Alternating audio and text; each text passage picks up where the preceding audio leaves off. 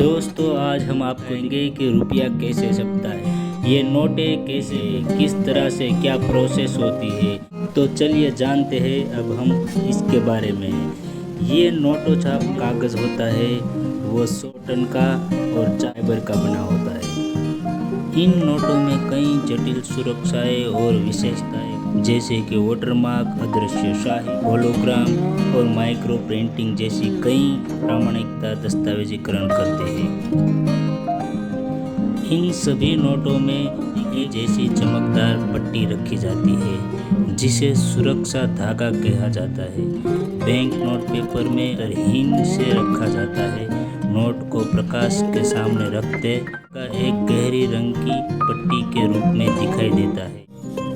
इसमें नोट का पट्टी के पर छोटे अक्षरों में दिखाया जाता है। उस पट्टी में होलोग्राम और एक प्रतीक, मुख्य छवि और बैंक नोट का मूल्य किया जाता है।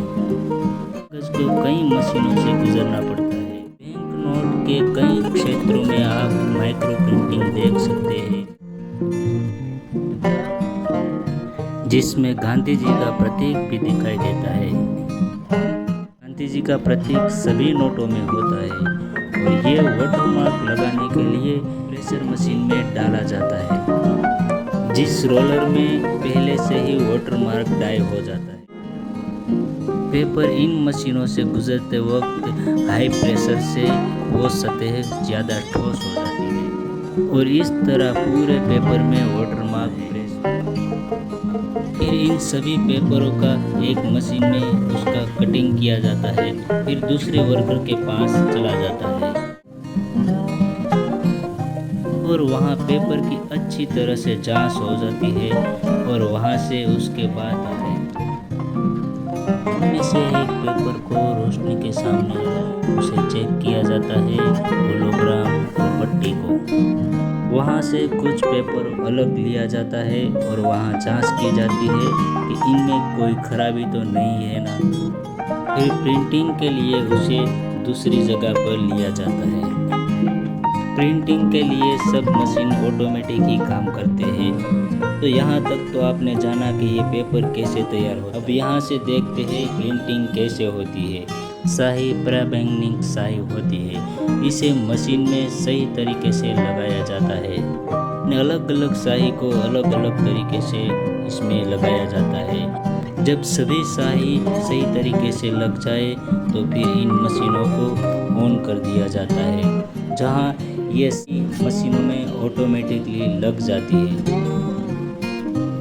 जब ये प्रिंट तो वहाँ से मशीन की बाहर ऑटोमेटिकली निकल जाती है। वहाँ से जांच की जाती है, फिर से उसे दूसरे वर्कर के पास भेजा जाता है। सभी अलग अलग मशीनों में अलग अलग प्रिंटिंग होती है। इन मशीनों में पूरी स्पीड से प्रिंटिंग लगती है। प्रिंटिंग की पहली प्रोसेस होती है ऑफसेट प्रिंटिंग की, जहां इन मशीनों के जरिए अलग अलग प्रिंट की जाती है। इन पेपरों की जांच करने के लिए क्वालिटी इंस्पेक्टर ले जाता है। इसमें कोई खराबी तो नहीं, वो जांच होती है। इन पेपरों की पूरी तरह से जांच होने के बाद उन बंडलों को दूसरी जगह पर लिया जाता है, जहां एक और प्रिंटिंग रोलर में उसका प्रिंट होता है।